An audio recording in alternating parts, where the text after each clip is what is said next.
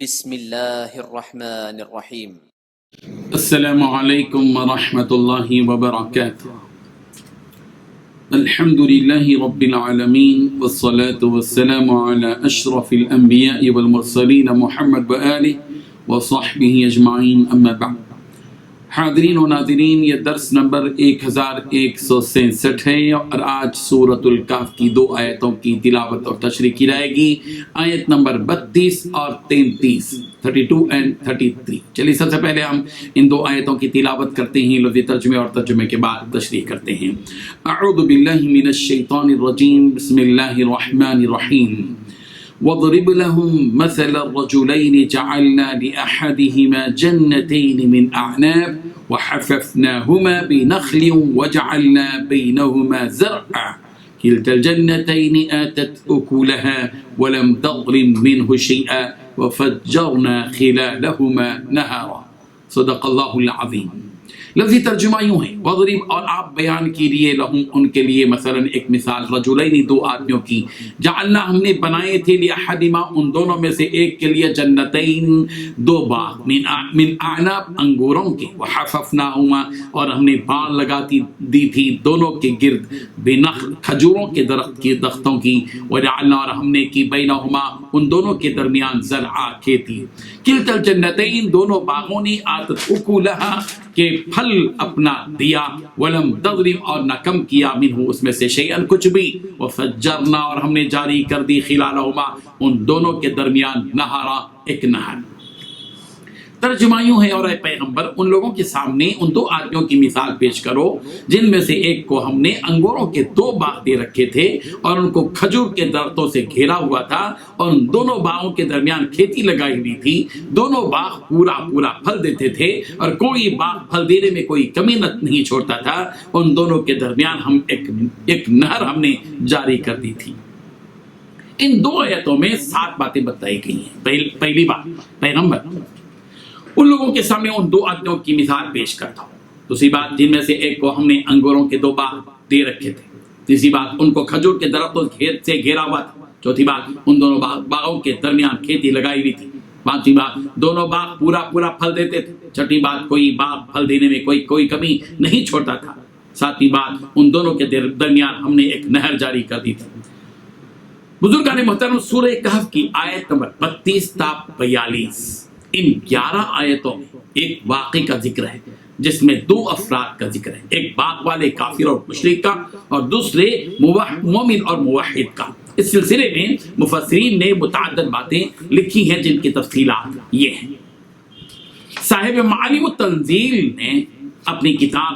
میں صفحہ نمبر 161 جلد نمبر 3 میں لکھا ہے کہ یہ آیتیں اہل مکہ میں سے 2 شخصوں کے بارے میں نازل ہیں،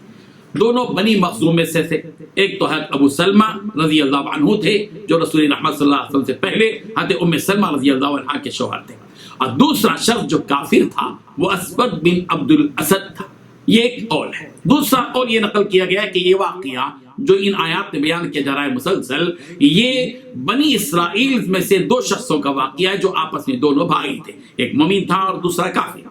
اس واقعے کو بطور مثال فریق اول عیینہ بن حسین اور اس کے ساتھیوں، اور فریق دوم حضرت سلمان فارسی اور ان کے ساتھیوں کے بارے میں ذکر فرمایا۔ یاد رہے کہ عیینہ اور ان لوگوں میں سے تھا جنہوں نے رسول اکرم صلی اللہ علیہ وسلم سے یوں کہا تھا کہ آپ ان غریبوں اور مسکینوں کو اپنے پاس سے ہٹا دیجیے تاکہ ہم آپ کے پاس بیٹھ سکیں۔ صاحب روح المعانی نے حضرت ابن عباس رضی اللہ عنہما سے نقل کیا ہے کہ آیت بالا میں، یعنی اس آیت میں جن 2 شخصوں کا ذکر فرمایا ہے، یہ بنی اسرائیل میں سے ایک بادشاہ کے بیٹے تھے۔ ایک نے اپنا مال اللہ کی راہ میں خرچ کر دیا اور دوسرے شخص نے کفر اختیار کیا اور وہ دنیا کی زینت میں مشغول ہو گیا اور مال کو بڑھانے میں لگ گیا۔ واقعے کی تفصیل یوں ہے کہ ایک شخص کو اللہ تعالیٰ نے خوب مال دیا، اس کے انگور کے 2 باغ تھے، ان دونوں باغوں کے چاروں طرف کھجوروں کے باغات تھے، کھجوروں کے درخت، جنہوں نے باڑ کی طرح ان دونوں باغوں کو گھیر رکھا تھا۔ ان دونوں باغوں میں کھیتی بھی تھی، درختوں کے پھلوں اور کھیتی کی پیداوار سے وہ بڑا مالدار بنا ہوا تھا۔ ان باغوں کے درمیان نہر بھی جاری تھی، دونوں باغ بھرپور پھل دیتے تھے، ذرا سی بھی کمی نہ ہوتی تھی۔ اور اس کے مقابلے میں ایک دوسرا شخص تھا، وہ مال اور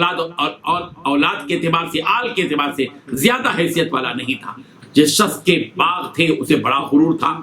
اس نے اپنی اس کم حیثیت والے ساتھی سے کہا کہ کیا مال کے اعتبار سے تجھ سے میں زیادہ نہیں ہوں، اور افراد کے اعتبار سے بھی میں تجھ سے بڑھ کر ہوں، مال کے اعتبار سے بھی میں تجھ سے بڑھ کر ہوں، کیونکہ میری جماعت زبردست ہے۔ اول تو اس نے اس کم حیثیت والے ساتھی سے تکبر اور تفاخر سے خطاب کیا، اور دوسرا کام یہ کیا کہ وہ اپنے باغ میں اپنے نفس پر ظلم کرنے کی حالت میں یعنی کفر کا قائم کرتے ہوئے داخل ہوا۔ وہاں بھی اس نے وہی کفر کیا اور کفران نعمت کی باتیں کی، کہنے لگا میں تو یہ سمجھتا تھا کہ میرا یہ باغ کبھی بھی برباد نہ ہوگا، اور یہ جو قیامت قائم ہونے والی باتیں کرتے ہو یہ یوں ہی باتیں ہیں، ان کی کوئی حقیقت نہیں، نعوذ باللہ۔ اس نے کہا میرے خیال میں تو قیامت قائم ہونے والی ہی نہیں ہے، نعوذ باللہ۔ فرض کرو کہ اگر قیامت آ ہی گئی اور میں اپنے رب کی طرف لوٹا دیا گیا تو اس دنیا میں جو میرا باغ ہے مجھے وہاں اس سے بڑھ کر بہت زیادہ اچھی جگہ ملے گی۔ دنیا والوں کا یہ طریقہ ہے کہ وہ کافر و فاجر ہوتے ہوئے یوں سمجھتے ہیں کہ ہم اللہ کے ہاں مقبول بندے ہیں، جب اس نے ہمیں یہاں دولت دی ہے تو ہمیں وہاں بھی وہ خوب ہمیں نعمتیں دے گا، دولت دے گا۔ یہ لوگ قیامت کو مانتے تو نہیں ہیں، لیکن اہل ایمان سے قیامت کی باتیں سن کر یوں کہہ دیتے ہیں کہ اگر بالفرض قیامت آ ہی گئی تو وہاں بھی ہماری نوازش ہوگی، ہم پر مہربانی ہوگی، وہاں ہمیں کوئی کمی نہیں ہوگی ہمارے لیے۔ یہ نہیں جانتے کہ وہاں جو کچھ انہیں ملے گا ایمان اور اعمال صالحہ کی وجہ سے ملے گا۔ چونکہ حضرت انبیاء کرام علیہ الصلوۃ والتسلیم کی تعلیم اور تبلیغ کی طرف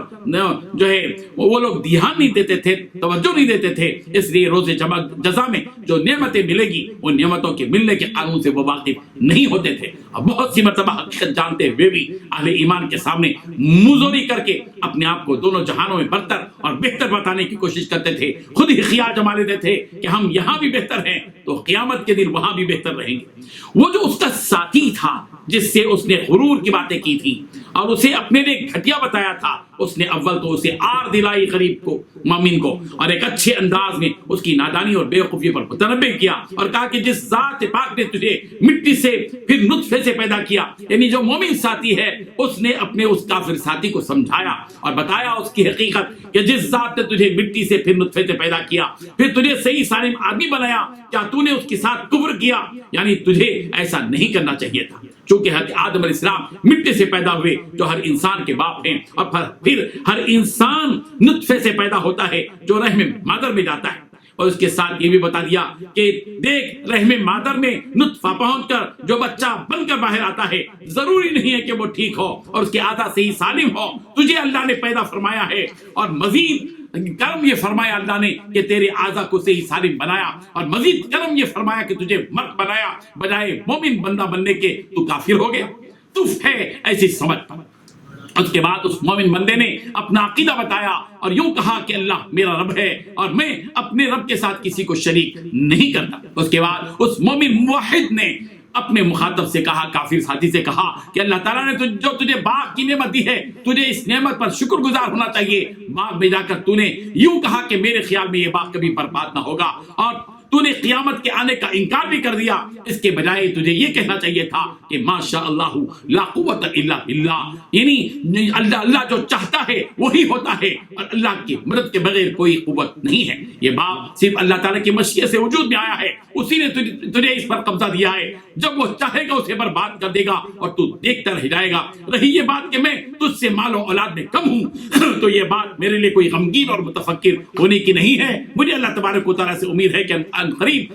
تیرے باغ سے بہتر مجھے اللہ تعالیٰ عطا فرمائے گا، دنیا میں ہو یا آخرت میں یا دونوں میں، اور وہ وقت بھی دور نہیں معلوم ہوتا جبکہ اللہ تبارک و تعالیٰ تیرے باغ پر آسمان سے کوئی آفت بھیج دے اور تیرا باغ ایک صاف میدان ہو کر رہ جائے یا اس کا پانی زمین میں اتر جائے، پھر تو اس پانی کو طلب کرنے کی کوشش بھی نہیں کر سکے گا۔ مطلب یہ ہے کہ تو جو یہ کہتا ہے کہ یہ میرا باغ ہمیشہ رہے گا، یہ اس لیے کہتا ہے کہ ظاہری اسباب موجود ہیں، سیراب کرنے کے لیے پانی ہے، باغ کی سینچائی کے لیے آدمی موجود ہیں، یہ تیری بھول ہے۔ جس ذات پاک نے تجھے یہ باغ دیا ہے وہ اس پر قادر ہے کہ آسمان سے اس پر کوئی آفت بھیج دے کہ اس طرح کہ نہ تیرا کوئی درخت رہے گا، نہ ٹہنی رہے گی، نہ ہی بر رہے گا، نہ بار۔ اسے اس بات پر بھی قدرت ہے کہ جس پانی پر تجھے گھمنڈ ہے وہ پانی کو اندر زمین سے دور تک پہنچا دے، اور یہ پانی اتنی دور چلا جائے کہ تو اسے محنت اور کوشش کر کے دوبارہ اپنی کھیتی کی سطح تک لانے کی ہمت نہ کر سکے۔ یہ مومن بھائی نے اس کافر بھائی کو سمجھایا. اس کے بعد کیا ہوتا ہے اگلی آیتوں میں اس کی جزیات کو انشاءاللہ ہم بیان کرتے ہیں. اللہ تبارک و تعالیٰ اس قسم کے واقعات سے ہم سب کو سبق حاصل کرنے کی توفیق عطا فرمائے. وآخر دعوانا ان الحمد للہ رب العالمین.